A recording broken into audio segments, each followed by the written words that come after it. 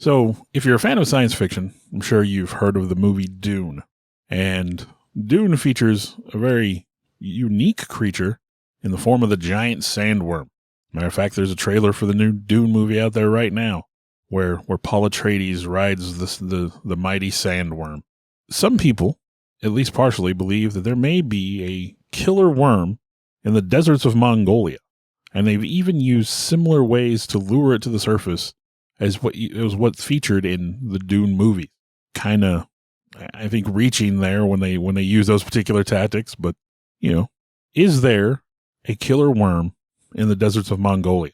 Is there a Mongolian death worm? That's tonight's topic. From a child born into this world, we are taught what to believe. Closed-minded we become, fearful to be deceived. Still we desire to know what lies beyond that locked door. The art of the storyteller, conjuring tales of legend and lore. History hidden, lost knowledge, things forgotten and the unknown. These are the things that direct us and will set the tone. Welcome, friends, to another episode of Nightmares on the Lost Highway.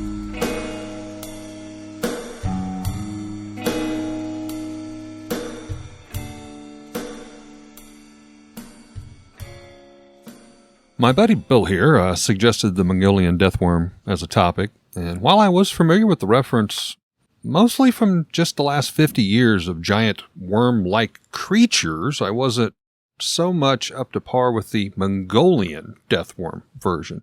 But as Bill said, it's very similar to the Dune movies with the giant sandworms, and not too far stretched out from even such movies as Tremors. I was not familiar with the lore behind them, and not at all familiar, like I said, with the Mongolian Death Worm itself. So as I most often do, I chose some early history of the legend and lore. I went way back, to a couple possible ancestors of the Mongolian Death Worm, and so I thought I would start talking off on some of those, and then I'll hand it over to Bill for the true story of the Mongolian Death Worm. Now, I found there were two early examples of mythology of this style cryptid. Some might refer to digestive tubes or worms.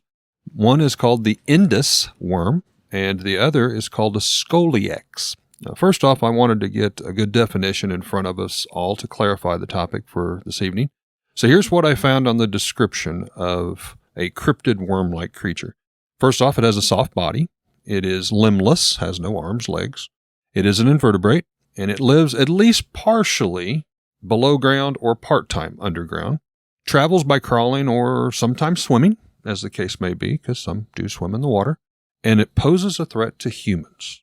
Now, the Indus worm, recorded as early as the 5th century in a book called Indicia, the Greek physician and historian Ptasius writes in all the studies there is one such creature living in the Inuus River, in which the name Indus worm derives its name.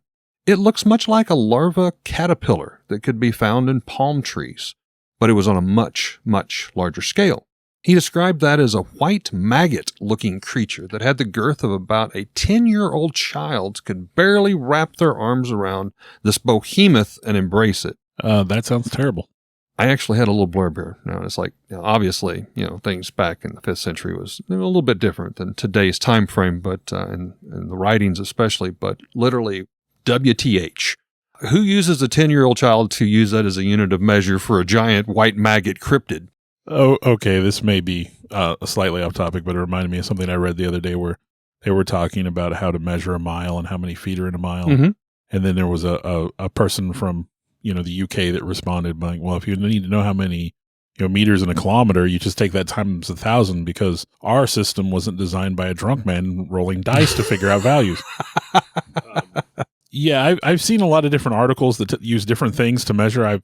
I've seen, was it just the other day I saw a picture where it had this guy like laying down on the ground next to this object. I don't remember what it was, but like, as you can see, this is roughly the size of Juan. And it was like, oh, so now Juan's a unit of measurement. Yeah, poor Juan. So yeah, we use a lot of weird things to measure things. Yeah, I mean, it's like, we got an 8-year-old child. No, his arms can't go around it. So 10-year-old child, Bobby, go ahead and step up. Oh, we have a winner. Yes, Bobby can reach around the worm barely. And the 12-year-old, he can grab it clearly. Yeah, yes. But regardless, this creature is estimated that it was somewhat in the vicinity of 10 foot in length and about 2.5 feet in girth. So it was pretty huge, even if you aren't a 10-year-old child.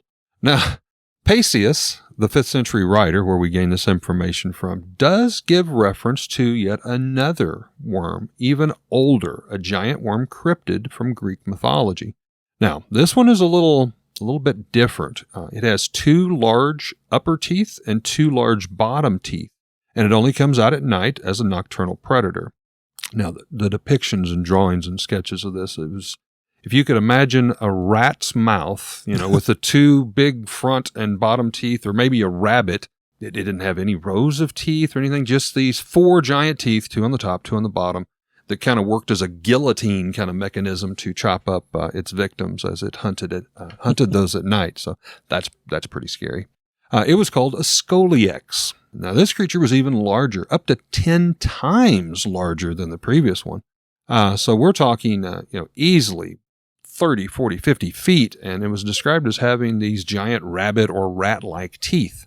As if that weren't horrific enough, the earlier scoliex worm had a giant tongue that could stretch out over half its body length, in which it would stick and grip its prey, roll it up, and then pull it back into these giant guillotine-like teeth.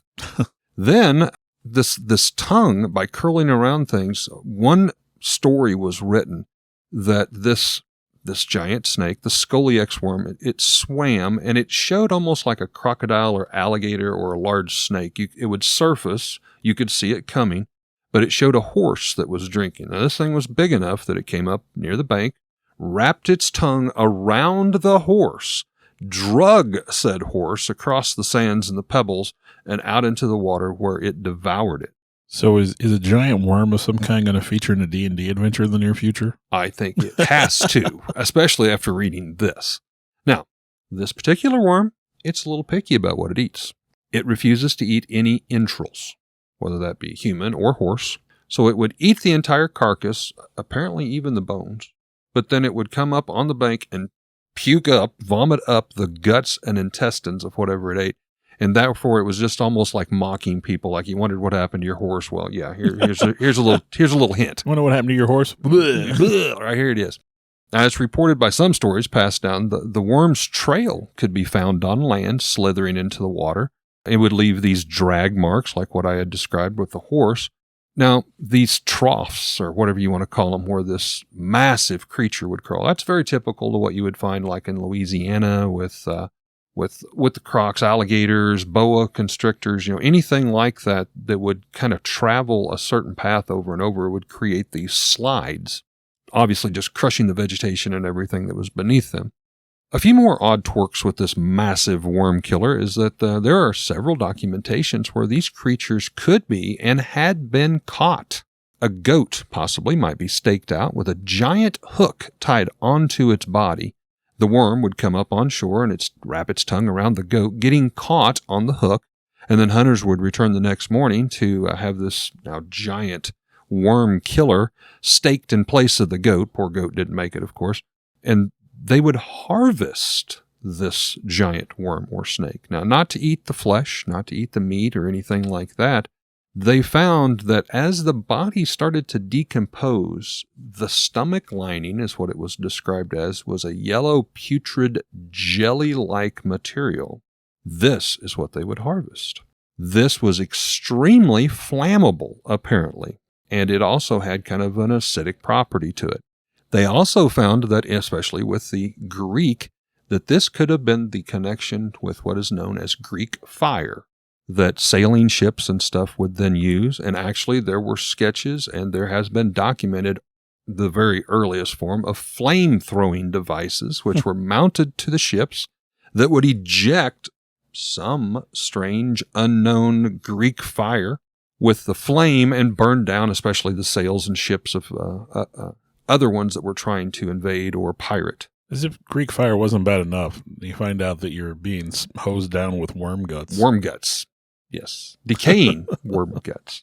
Now, these early flamethrowers could actually shoot out this flame as much as 50 foot towards attacking ships, more in particular their sails, allowing a great advantage with close combat at the sea.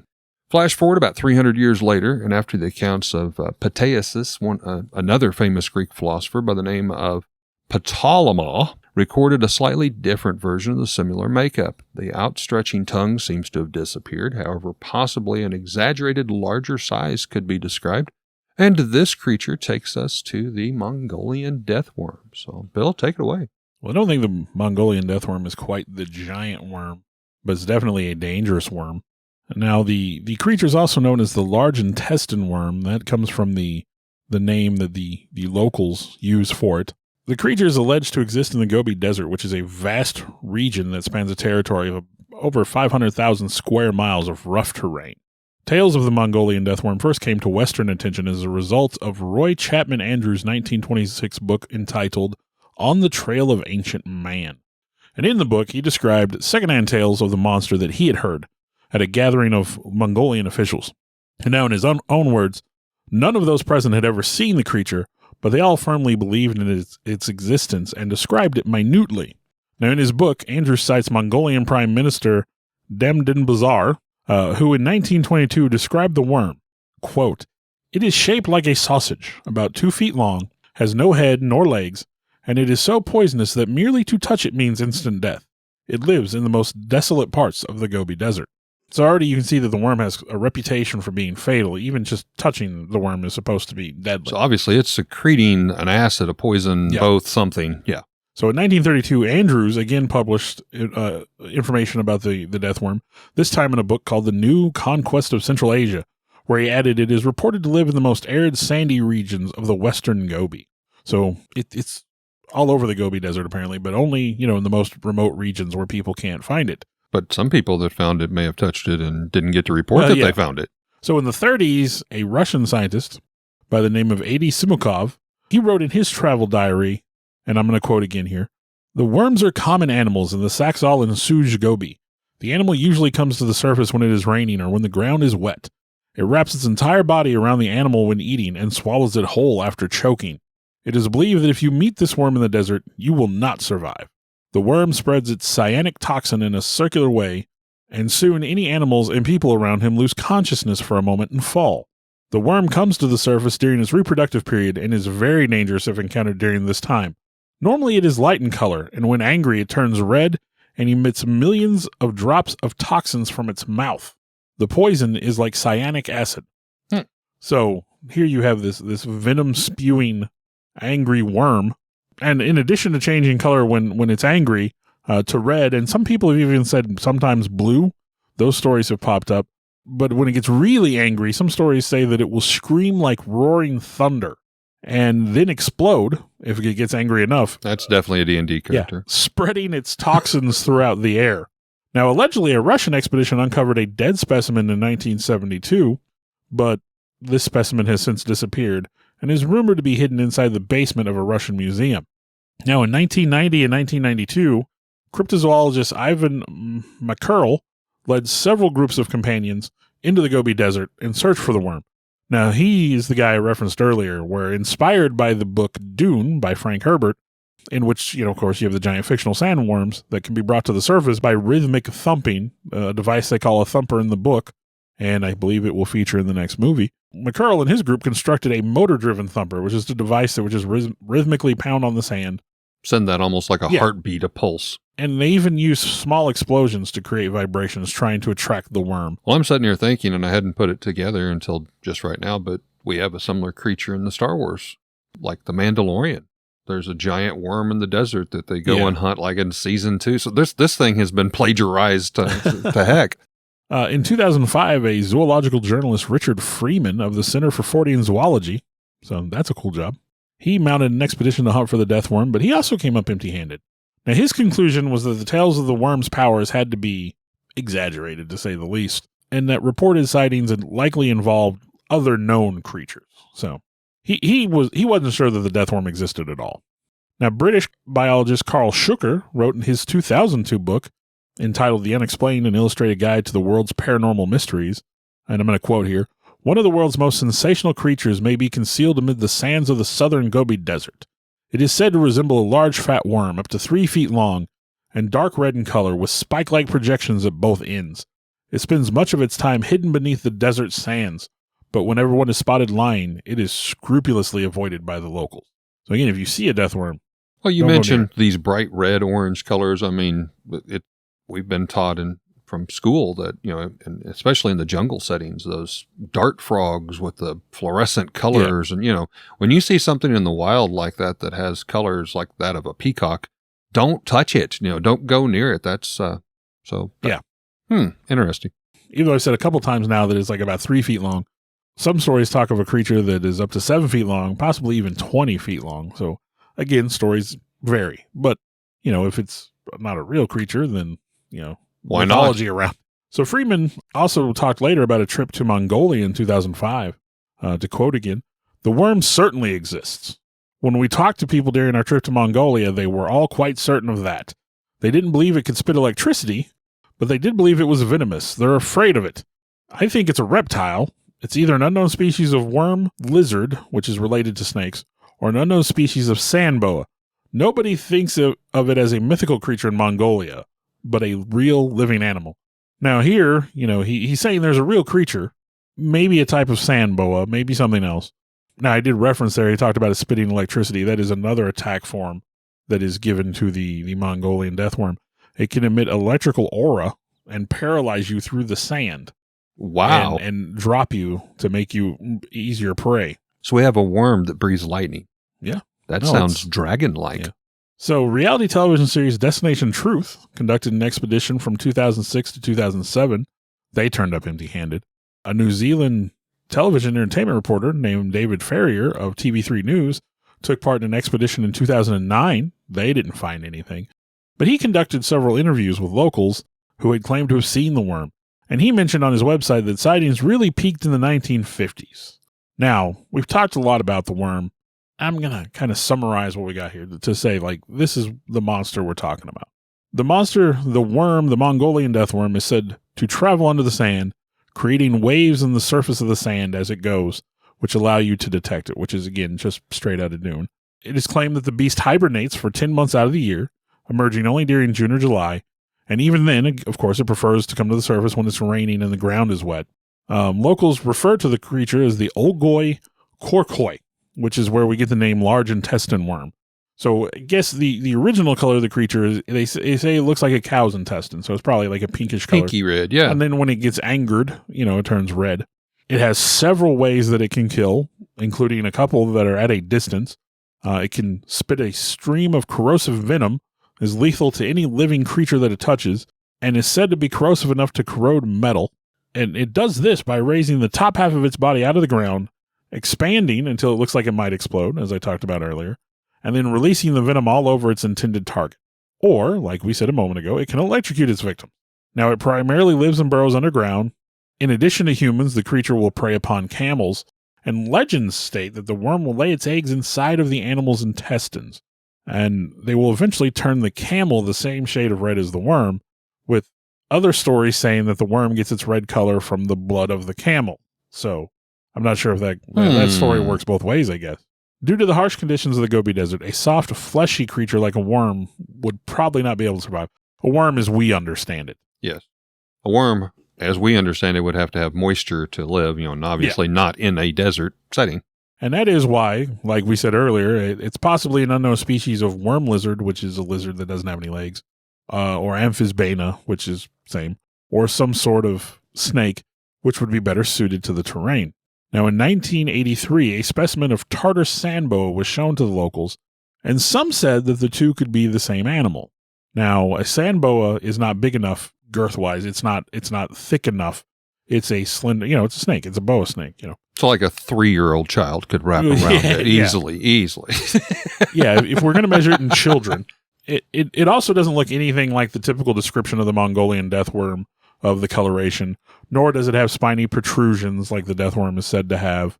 And of course, being a sand boa, the creature is not venomous nor electric in nature. So, Now, on occasion, skeletons of animals have been found that appear to have been rotted by acid.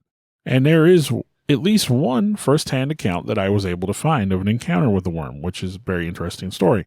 Now, this story was related by Soviet scientist Ivan Efremov, and he wrote an article about the death worm, as well as the death of 2 of his fellow researchers on the expedition. So I'm gonna read this here. It is weird. It's like a sausage, the driver whispered in my ear. It had no legs, no mouth, no eyes. It was a meter long and looked like a sausage. Head and tail were indistinguishable. There were 2 fat, snake-like creatures curled up in the sand. When our Grisha jumped out of the cab, our operator shouted, "Don't shoot, catch him alive," and ran after him. At that moment, the old Mongolian man beside me grabbed my hand and looked at me with a frightened look and begged, "Leave it. There will be a death. Call them back." So I called out to Grisha and Misha, "Come back." But they kept running to that animal, not knowing if they heard me. Suddenly, How fast was this thing moving? They're chasing it down. Well, it said it was just there. They were running after it to go get it. Okay. Suddenly, 2 worms formed a ring, which immediately turned dark blue, which I assume is the worm spewing its toxins into the sand. At first, Misha fell silently on the sand and became completely motionless. After a while, Grisha fell to the same place. I took my pistol and ran after them, but the 2 worms were already gone. Unfortunately, our co-workers were already dead due to toxin. That was quick. Yeah, I mean, it's just instant death from the death worm. So I assume that is how it got its name. Makes sense. Now, I had heard of the death worm in different places. I assumed when starting the research on the death worm, I would find much more about it than I actually did. Apparently, it is one of those cryptids that, while people have heard of it, there's not a lot of first-hand accounts. You know, we have Bigfoot fur and we have Bigfoot footprints. You have photographs of Nessie. You have recordings of the Australian Yowie. This is the only first-hand account I was able to find. And we didn't get any photographs or anything. There's no photographs. There's no evidence. It says they occasionally find skeletons that look as if they could have been rotted. But, I assume if a skeleton sits long enough in the desert, it would rot. Change. Yeah. So, this is sort of a mysterious creature that doesn't have a lot of recorded history. And the people, the Mongolian people believe in it wholeheartedly to the point that, like I said, their government recognizes the death worm as a real creature. They just, a lot of people are willing to admit that it's probably not a worm per se. With the spiny protrusions and whatnot, I think more of like a giant caterpillar looking thing. But again, you have this. Another piece of early history, especially for the Mongolian death worm, we cannot ignore in the regions of India and Asia, even Mongolia, the religious connection to hundreds, if not thousands, of carved references of statues depicting some form of a god or a goddess that has a snake-like body. Of course, D&D mythology and fans, when we hear of the Naga, with a human-esque face atop of a curled snake. You've mentioned, the lightning breath. In some of those religions, they believe that some of the Nagas, which we've played D&D for many years. I had never heard, but apparently many Nagas can have flame breath or dragon's breath. Well, you got to remember that D&D is sort of a westernized interpretation of a lot of those old mythologies. A lot of creatures in D&D don't have a direct counterpart in mythology, or sometimes they're interpreted wrong. Or they'll take 2 or 3 creatures and combine them. But I was just going to say, out of all the years I've played D&D and learned a lot of mythology from it, I learned something in the research for this podcast that Nagas can blow flame and maybe apparently even lightning. Also, back in the 19th century, back to some of the earlier worms that I was describing, most scientists are leaning in to try to believe it is something. It's not just something made up in people's minds, but they believe it could be a very large alligator or a croc. Back in history, it was known that such animals to live off the coasts of India, Southeast Asia, and they are known as estuarines. They're alligators or crocodiles that can live in either short-time salt, fresh, or what's called brackish waters, which is the natural occurrence of where the fresh rivers and the salt water from the oceans and seas meet. So taking into the fact the area of the Mongolia and India and all of this, and the old religious factors, carvings, I think there's definitely something to this. As they say to most stories, there's at least a kernel seed of truth there. But that's kind of where I'm at. I mean, the people in the region believe there's something there. They've obviously encountered something that is fatal. Now, in nature, especially like worms and stuff, they usually become deadly because of the things they eat. I believe it was the monarch butterfly. The monarch caterpillar is poisonous to anything that eats it. but that's because of what it eats. So what would a desert worm eat that would be so poison? That's interesting. Interesting. Well, I think with that, we've come to the point where we're ready for some headlines. Nightmare headlines.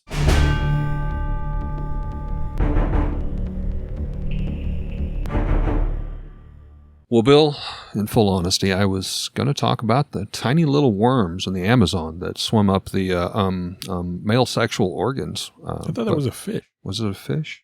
Well, regardless, I didn't want to get accused of being too much like, bad dad jokes or fart jokes.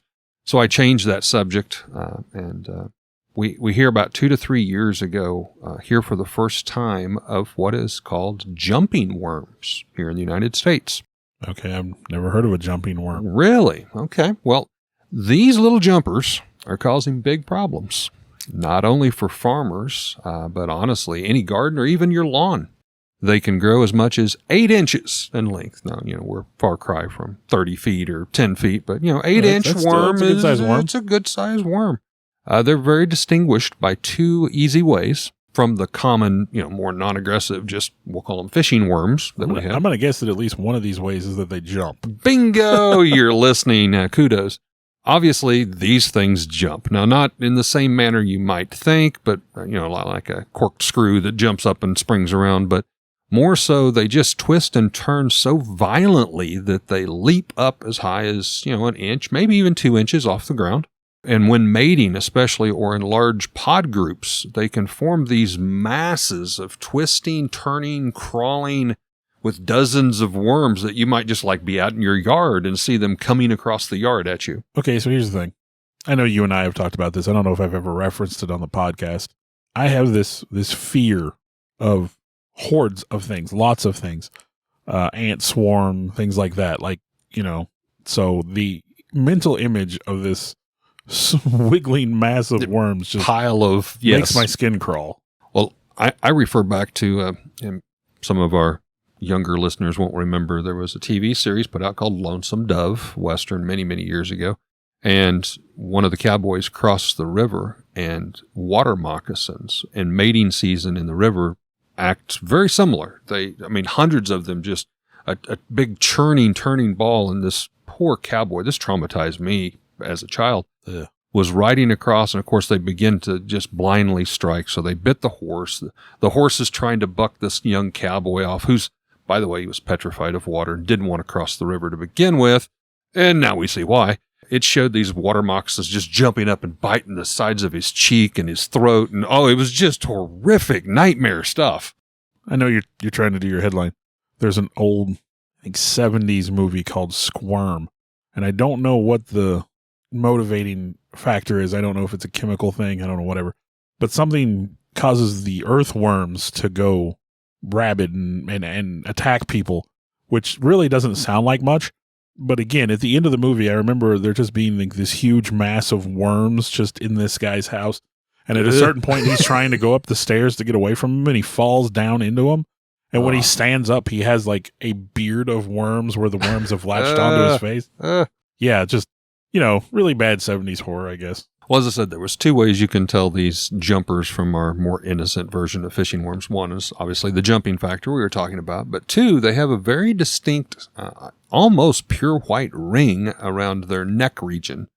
So they're easy to spot visually, even from a large distance, as well as they'll most likely be jumping, writhing, spinning, whatever. How do you identify the neck of a worm? I thought the same thing, but many references put it that way, and it's I guess. Okay, it's a little Sounds neck good. bow tie. If you could figure out which end is the collar on. Yeah, a little collar. Now, I will say my dad's family grew up in northern Iowa, and I remember as preteen, we would go out, and in Iowa, for whatever reason, they had what was called jumpers. I don't know if these were the same things or not, but they were very healthy, large worms. But we fished with those, and oh my gosh, they were amazing. The scientists and stuff out of these more recent jumper worms say these are not good fishing worms for multiple reasons.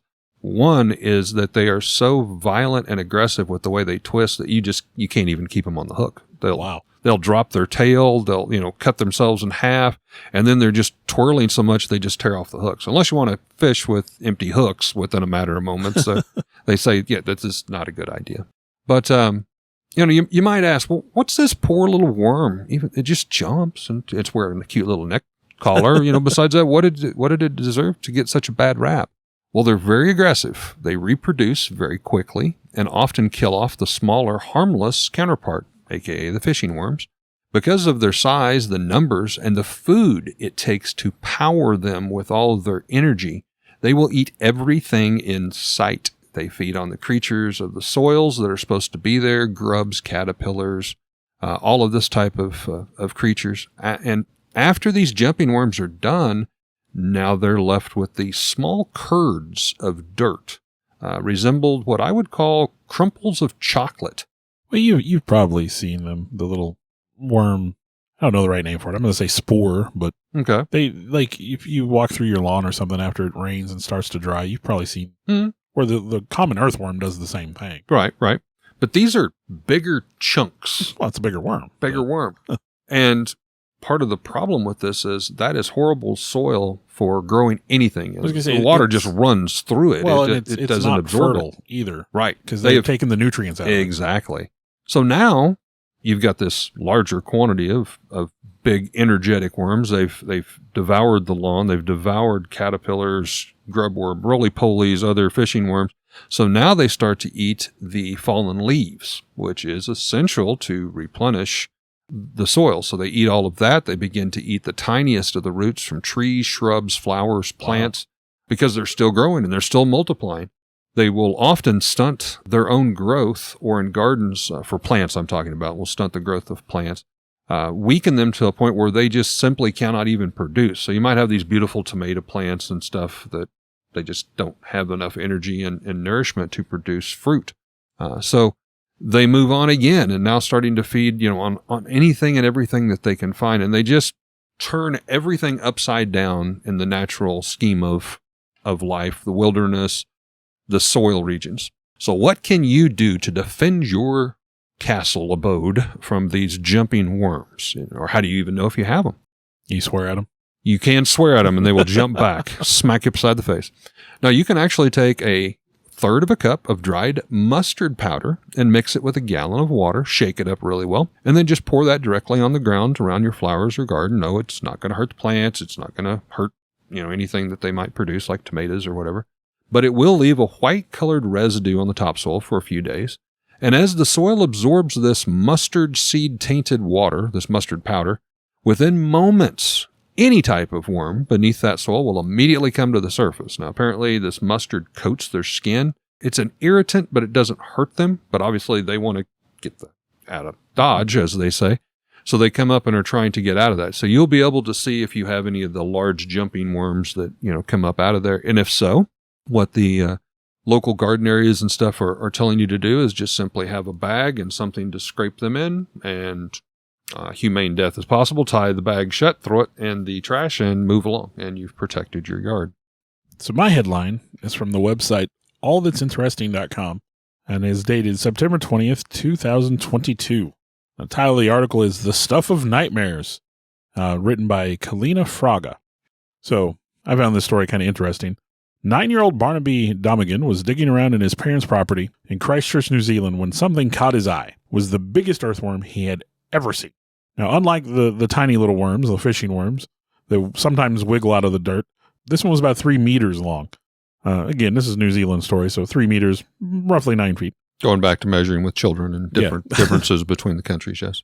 Barnaby said, I kind of thought it would have been a worm because it had the shape of a worm, but not the size. I thought it was massive and amazing and a little bit disgusting. He said the worm looked slimy and squishy, and he didn't want to touch it because he was worried that it might have some sort of bacteria, which I guess is good thinking for a kid. Yeah. I wouldn't have thought that way when I was a kid. He called his father, who took a picture of him holding up the worm on a stick, and his mother told reporters he was digging around and stumbled upon in the water this giant, disgusting worm. I think it was already deceased when he found it, so just sort of bobbing on the edge of the water there, and he dug the stick in and he pulled it up, and then my husband took the photo. Now, of course, Barnaby, being a little boy, was more thrilled with his discovery than his mom, who was just horrified. Hey, Mom, look what I caught. Yeah, imagine that. He said he likes learning about weird animals and that he named the worm Dead Fred. Very fitting. He even wanted to keep it, but his parents had to put their foot down. Aww. He says, I tried to convince my dad to keep it in a plastic bag, but he wasn't really in on that idea. I think it's because adults don't really enjoy giant worms in their houses. So if I was an adult, I think I would agree. He's dead. He won't eat much. Yeah. So apparently, giant worms like this are not unusual for New Zealand. John Maris, curator of the University of Lincoln's Entomology Research Collection, said it was probably just a run-of-the-mill native earthworm. He said there are some very large native earthworms that are known. A meter isn't beyond the borders of reason. But he also said that mostly they live in the deep forest and not typically in people's backyard. That's common? Well, like he said, apparently, in the forest and stuff, I would assume where people aren't at and, interfering with their growth. I'm not going to New Zealand, though. But that's where the hobbits are at. I think you could eat a hobbit.